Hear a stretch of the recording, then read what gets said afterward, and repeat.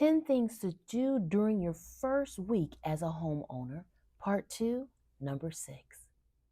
Learn your home before something breaks. One of the greatest gifts you can give yourself during the first week as a homeowner is go through your home. Inspect every part of it in order to become more familiar. Things like open every cabinet, walk through it slowly, locate every GFCI outlet. You know, those outlets that have buttons to reset. Know where all of those are located. Find every water valve. Learn how to set your thermostat. Know where your furnace filter is located. And be sure to change that every 3 months or every 6 months, but for sure twice a year. Go to the breaker box and figure out which breaker goes to which room. Which breaker controls which room. And when you find out which one it is, be sure to label it. Believe me, you're not going to remember. So take the safe side. And if someone else needs to know, it's very quick and efficient to already have it labeled to what room. If you have a sprinkler system, understand how it operates. If that means take a picture of it and upload it on AI, GPT, to find out exactly how it operates, it will spit it out to you for sure. Or even on YouTube, you can look up that particular brand and it will provide, normally it will provide, someone would have had the same question as you. So please don't think that this is all different or awkward or weird. People who are homeowners, good homeowners, go through these steps early versus late.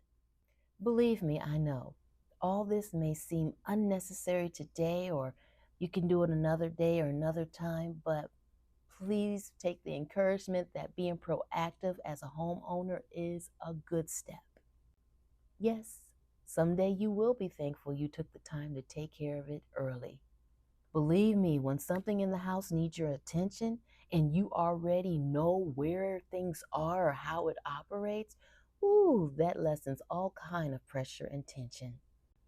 Remember, you are becoming the steward of one of the largest investments you'll probably ever own. And taking time to understand it is part of knowing your home well. Number 7, change your mailing address everywhere. At first, this may sound simple until you realize how many places actually have your old address. Still to this day, my husband and I have been in this home, and yes, I remarried, but we have been in this home for 5 years, and we are still receiving mail from the previous owner, who unfortunately has passed away. But again, that place still has her address. I have sent them, returned the letter so that they will know that that address no longer uh, goes to the previous owner, but we are the new owners. So it happens, and it's an easy thing to fix most of the time. Where to begin? Start with the most recent.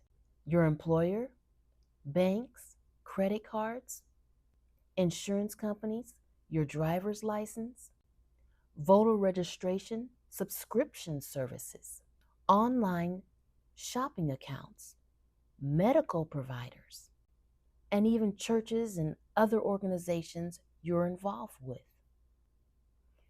Make yourself a checklist and cross them off one by one. Darling, you do not have to finish this all in one day. Just keep making progress. Number 8, meet your neighbors. Yes, your conscience will tell you how far to go with that or to do it at all, depending on where you're at. But be brave, meet your neighbors. Don't wait for them to do a neighborhood something something. The world has changed, and that hospitality doesn't exist as much as we would like it to. And believe me, after divorce, it is totally understandable if you want to keep to yourself.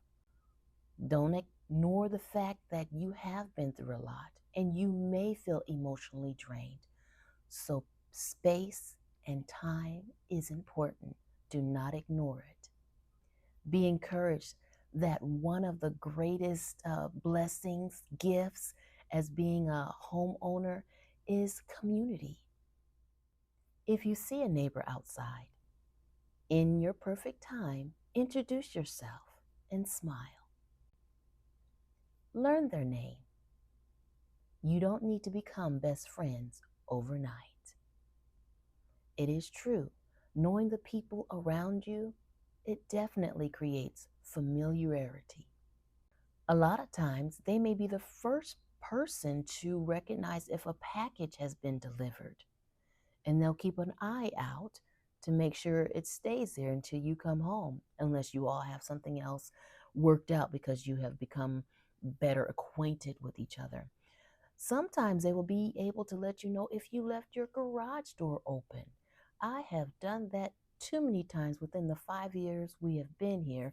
And I thank God that our neighbors, we have exchanged phone numbers, or the other ones, they'll come over and knock on the door or ring the doorbell and let me know, hey, your garage door is still open. It's 10, 11 o'clock at night. So I am so grateful.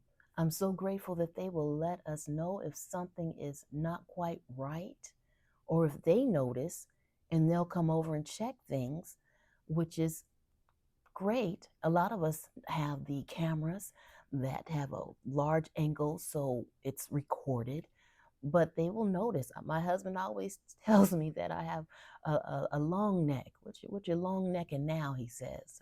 If I see something that doesn't look quite right, I'm going to go ahead and connect with the neighbors for sure. There was a neighbor down the couple of houses, 3 houses down, and I noticed her garage was up. And normally, when she does anything, she's in and out. She's a widower. But this this day, it stayed up quite long. And so I went down, knocked on the door, rang the doorbell. She did not answer. She does like to keep to herself. I understand that, cool. But I looked up her address, found out her name and number, gave her a call, and she answered. And I let her know the garage was open. She said, "Oh my goodness, thank you very much." She was so appreciative. So keeping a lookout, being a long necker, not nosy Nancy, Nancy nosy, whatever they call those, but just being aware of your surroundings is very, very important. May I encourage you with something else? Do not feel pressure to make your home perfect in the first week.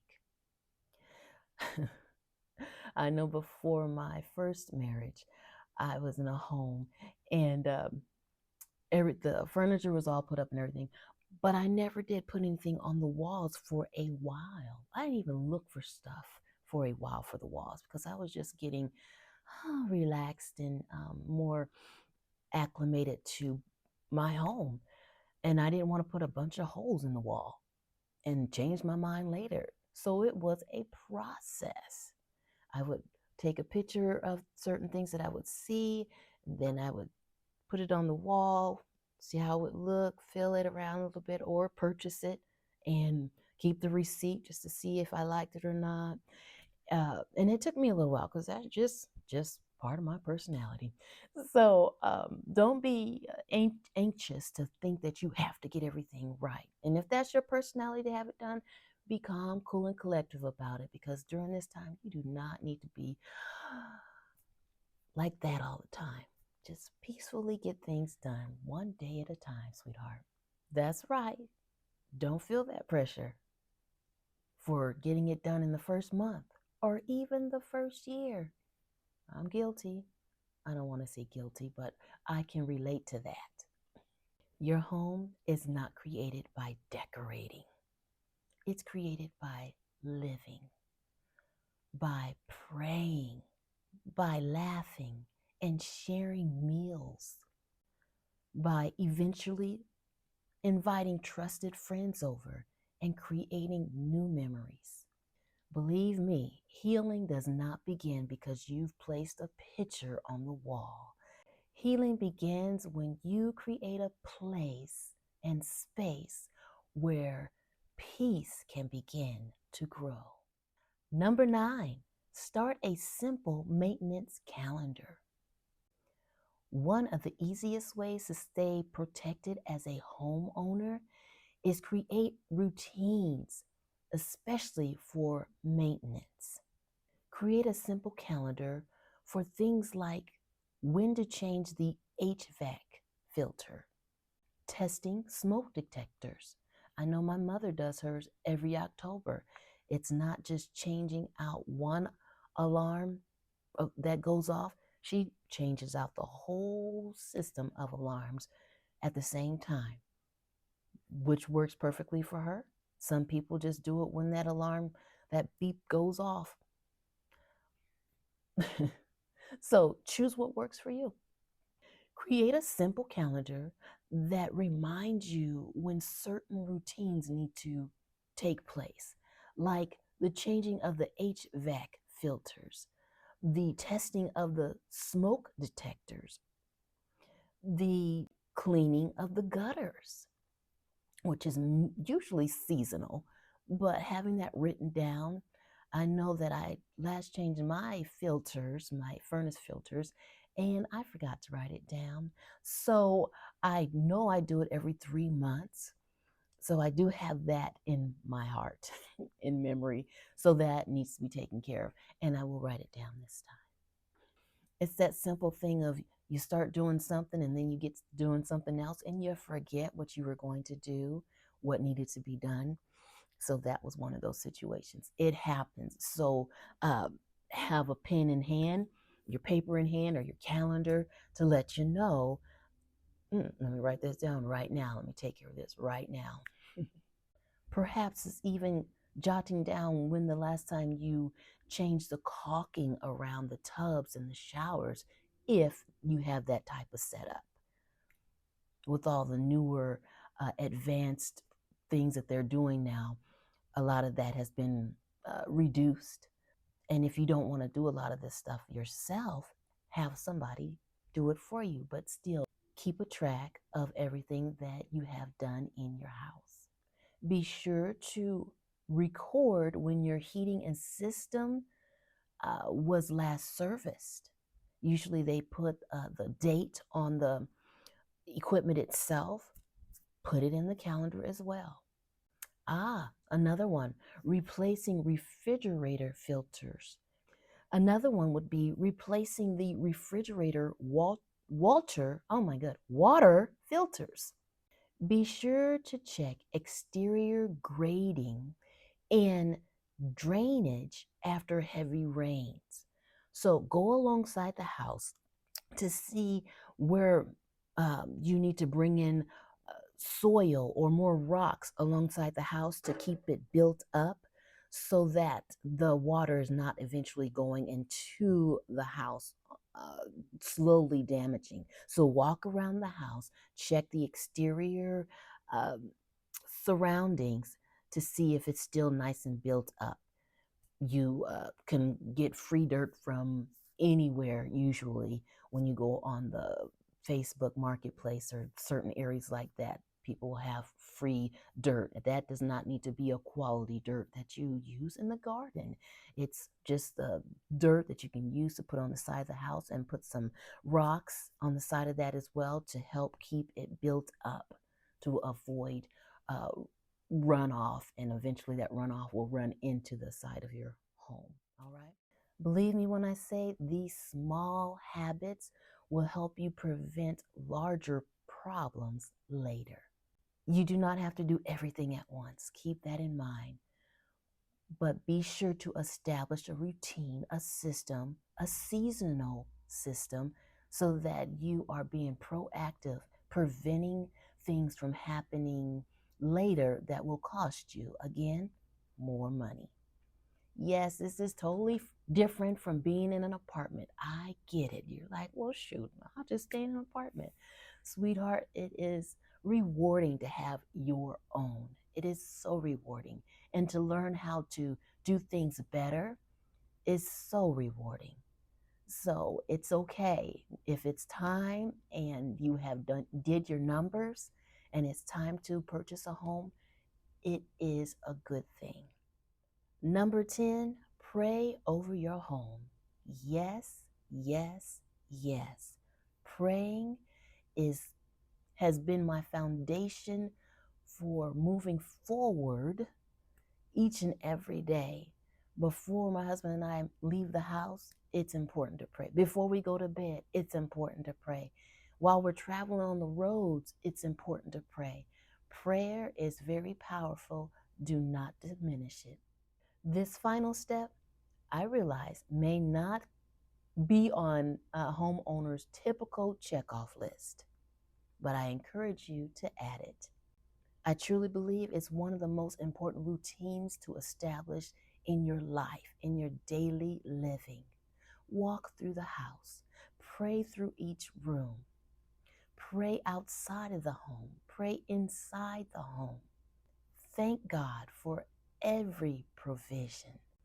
Ask God to protect your home, to provide peace, hospitality, joy, wisdom, and much laughter.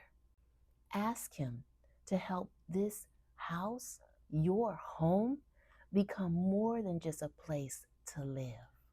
Invite Him to make it a place where healing continues and a place where the future in this home is built one step at a time, faith by faith, each and every day.